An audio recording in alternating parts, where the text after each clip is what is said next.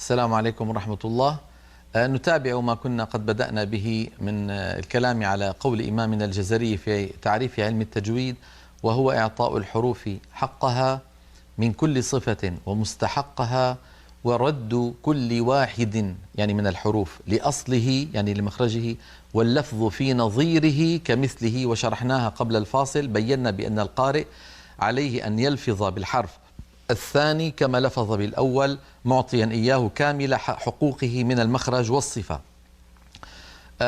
قال إمامنا الجزري: واللفظ في نظيره كمثله مكملا أو مكملا. مكملا حالة كون الحرف مكملا، واللفظ في نظيره نظير الحرف كمثله مكملا. مكملا هذه إعرابها حال، يعني حالة كون الحرف مكملا، أو مكملا أي القارئ. إذا قلنا مكملا فهي حال للحرف، وإن قلنا مكملا فهي حال من القارئ. القارئ حالة كونه مكملا الحرف، يعني إعطاء معطيا إياه صفاته كاملة، ليس معطيا إياه بعض صفاته. الحرف لما ينطقه القارئ عليه أن يخرجه من مخرجه، هذا أمر الأول، وأن يعطيه كامل حقوقه من الصفات ومستحق الصفات، كامل حقوقه، ليس بعض الصفات ويهمل بعض الصفات.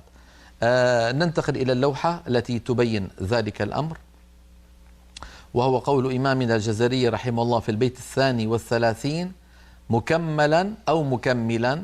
وشرحنا ما الفرق بينهما من غير ما تكلف. ما هنا زائدة للتوكيد، يعربها العلماء زائدة، ولكن وظيفتها البلاغية التأكيد. من غير ما تكلف يعني من غير تكلف، باللطف في النطق بلا تعسف. باللطف في النطق بلا تعسف، من غير ما تكلف. التكلف يعني لما يتكلف الإنسان لنطق حرف، هل هذا معيب؟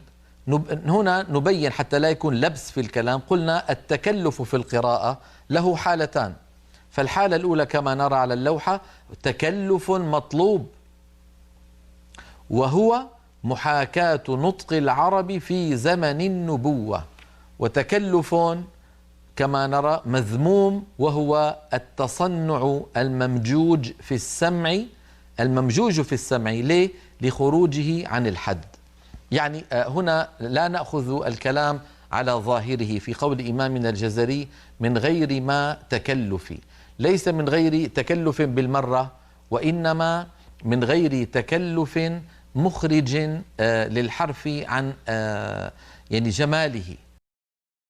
أما أن نتكلف لننطق الحرف كما نطقه العرب في زمن النبوة فهذا لا بد منه، وكلنا يفعله. دائما أنا أقول، ولعلكم سمعتم هذا مني مرارا، نحن أهل العصر الذي نحن فيه، أهل القرن 21، إما عرب مستعجمون وإما عجم مستعربون. ما فينا عربي أصيل قح، عربي قح ما في. كل العرب القدماء الأقحاح ماتوا من زمان، ونحن لما نقرأ القرآن نقلدهم ونحاكي قراءتهم. نحاكي يعني نقلد ونتصنع، هذا التصنع مطلوب وليس مذموم. يعني كما شرحت في حلقات ماضيات، بعض إخواننا المسلمين من الشعوب غير العربية قد يكون بعض حروف القرآن ليس في لغته، فهنا لا بد له أن يتكلف لإخراج ذلك الحرف. فبعض اللغات ليس فيها حرف مثلا الحاء، فلما حتى ينطق الإنسان الحاء لا بد أن يتكلف. بعض اللغات ليس فيها حرف الفاء، يعني عندهم حرف مخلوط بين الباء والفاء، بو با، بدل ما يقول فا يقول با، حرف بين الباء والفاء. ومنه كلمة أصبهان وأصفهان، لعلكم تسمعون ببلد اسمها أصبهان، وفي بعض الكتب تجدونها أصفهان بالفاء. لماذا؟ وهل أصبهان بالباء غير أصفهان بالفاء؟ لا، هي نفس المدينة، هي المدينة نفسها، ولكن نطقها بلغة الفرس أصفهان فهان، يعني حرف محير بين الباء والفاء. إذن هذا الحرف المحير في الهند مثلا مدن كثيرة آخرها بور، مثلا مبارك بور، غورك بور. هذه البور في بعض الكتب تكتب بور وبعض بالباء يعني، وفي بعض الكتب تكتب بالفاء فور. هي لا باء ولا فاء، هي حرف محير. فقوم كهؤلاء لما يأتون ليقرأوا القرآن عليهم أن ينطقوا الباء القرآنية باء، فيقول مثلا بسم الله الرحمن الرحيم، وينطق الفاء القرآنية فاء فيقول فقال، ولا يقول بقال مثلا، بقال حرف ضائع، لا هو فاء ولا هو باء، هذا لا يصح أبدا. وقيسوا عليها بقية الحروف، هذا التكلف لا بد منه. إذن لا يفهم من قول إمامنا الجزري من غير ما تكلف ترك التكلف بالكلية، بل كما رأينا في اللوحة منذ قليل هناك تكلف مطلوب، وهو محاكاة نطق العرب في زمن النبوة. أما التكلف المذموم فهو التنطع في القراءة، التنطع في القراءة. وسيأتي معنا نص الآن لإمامنا الجزري رحمه الله من كتابه العظيم النشر في القراءة العشر، يبين فيه أنواع التكلف المذموم الذي يعني يجعل الإنسان يمل هذه القراءة. ننتقل إلى اللوحة لو سمحتم التي بعد لوحة التكلف. قال إمام كما نرى في البيت 33 قال إمامنا الجزري: وليس بينه أي التجويد وبين تركه إلا رياضة امرئ بفكه. هذا البيت 33 قال إمامنا الجزري: ليس بينه أي التجويد وبين تركه إلا رياضة امرئ بفكه. هذا الكلام ذهب، وهذا الكلام الذي يقوله إمامنا الجزري استقاه من كلام للإمام العظيم أبي عمرو الداني رحمه الله في كتابه التحديد في الإتقان والتسديد في صنعة التجويد. يبين الداني رحمه الله وكما أخذ منه الجزري أن رياضة الفك أساس. هذا أمر طبيعي يا إخواننا، لأن الفم ما هو؟ الفم هو عبارة عن عضلات من لحم ودم، فهذه العضلات ليست معتادة على نطق. يعني مثلا لما يطلب من القارئ أن يضم شفتيه، أعو أعو، نحن في العاميات ما نفعل هكذا، ما يقول الواحد منا أعو ويضم شفتيه جدا هكذا حتى يأتي بالضمة كاملة. نحن في العاميات نتكلم كلاما مرخيا، يعني ما نقول مثلا محمود لا نقول محمود، لا نضم شفتينا ضما كاملا. في العاميات الناس يعني تتكلم باسترخاء بدمج للكلام، باختصار له، بأكل لبعض الحروف. هذا واضح في كل العاميات، هذا شيء موجود. سببه أن الإنسان يعني يميل إلى الراحة، يميل إلى الاقتصاد في الجهد العضلي لما يتكلم، طالما أن المعنى وصل إلى الآخرين. لكن هذا الأمر لا يصح في قراءة القرآن. يعني مثلا لما يبدأ الإنسان يقرأ قراءة مجودة قد يشعر بأن بعض عضلات فمه صارت تؤلمه. لماذا؟ لأنه الآن يستعملها بطريقة لم يكن يستعملها في الماضي.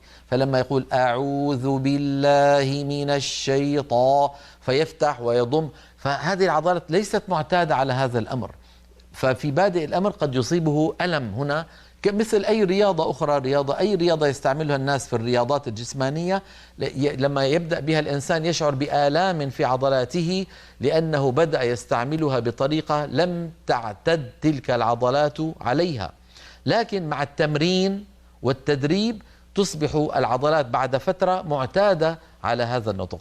هذا هو الفرق بين من أتقن التلاوة عمليا. لذلك نحن نقول دائما يا إخواننا، علم التجويد له شقان: شق نظري وهو أن يعلم الإنسان هذه القواعد نظريا، وشق عملي تطبيقي وهو أن يروض لسانه وفكيه وعضلات فمه على نطق الحروف القرآنية نطقا صحيحا، يعني ليس فيه تأثر لا باللغة الأجنبية الغير العربية يعني، ولا باللهجة المحلية اللهجة العربية المحلية. لابد أن يكون نطقه مطابقا للموصوف من المنقول عن رسول الله صلى الله عليه وسلم، وهذا لا يكون في يوم وليلة.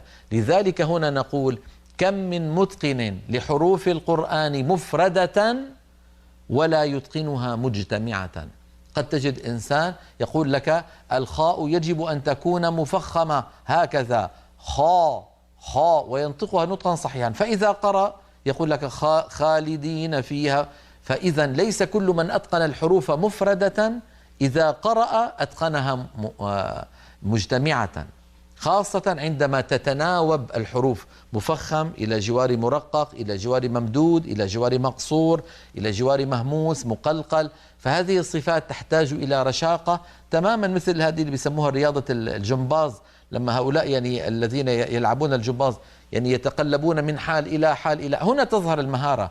أما إنسان يقوم بنفس حركات الجمباز مفردة، يعمل حركة كذا لوحدها، حركة كذا لوحدها، حركة كذا لوحدها، هذا يعني بالتدريب ممكن، لكن المهارة التامة أن يأتي بها متتالية دون أن يقع ودون أن يسقط أو يخطئ.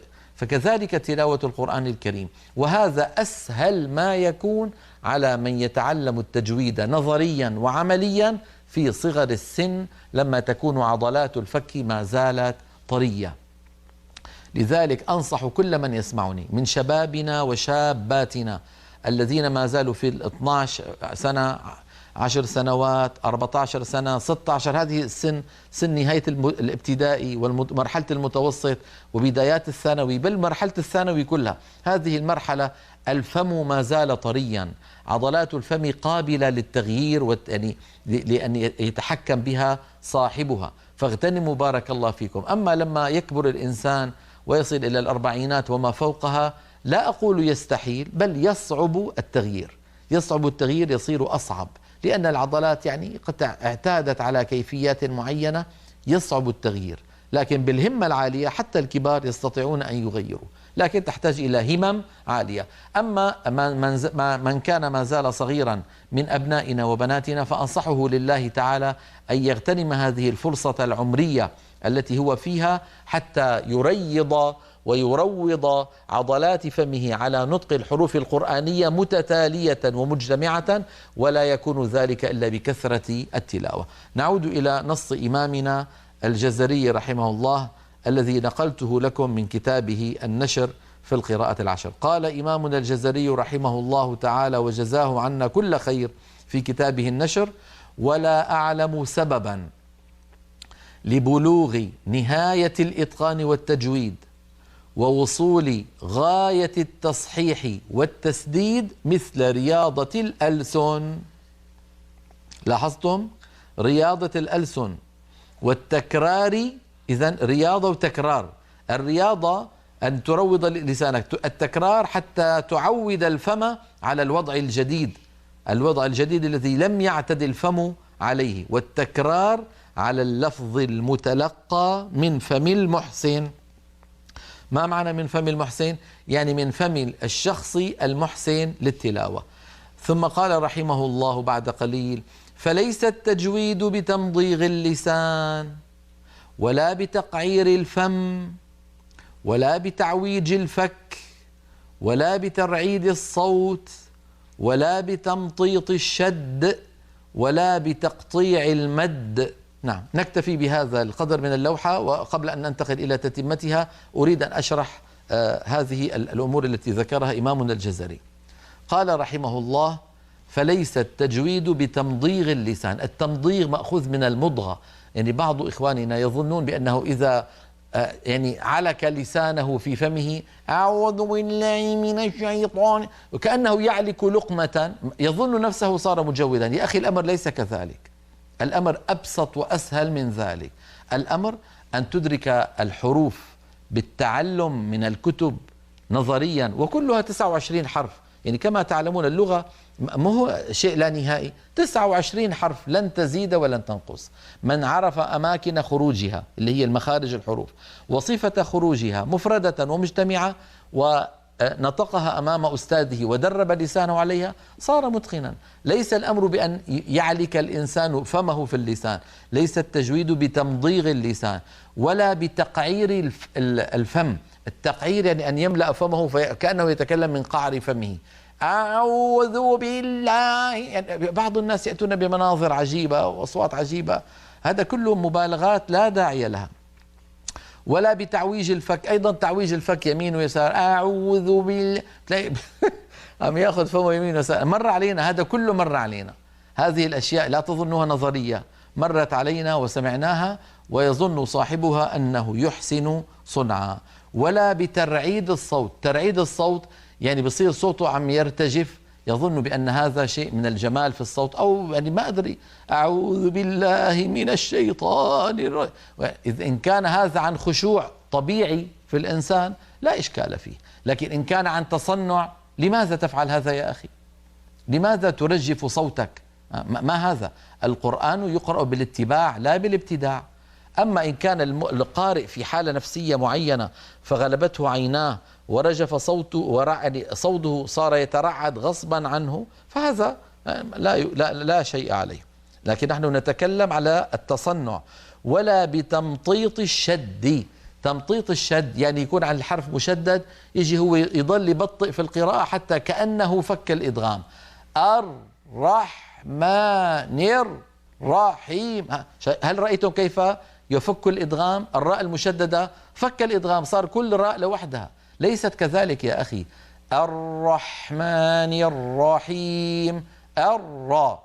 أما الفصل هذا لا يصح، سماه إمامنا الجزري تمطيط الشد. نعم. ولا بتقطيع المد.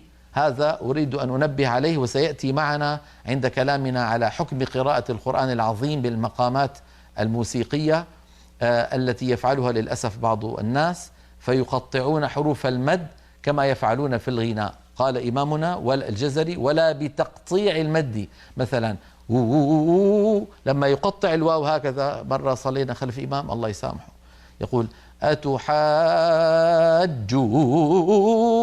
إيش هذه؟ كل هزة بواو، كل هزة بواو، فكأنه نطق 3 واوات أو 4 واوات متتالية، وهو يحسب أنه يجمل قراءته. أي جمال هذا بالله عليكم؟ هذه واو واحدة ممطوط صوتها. أتحاجوني،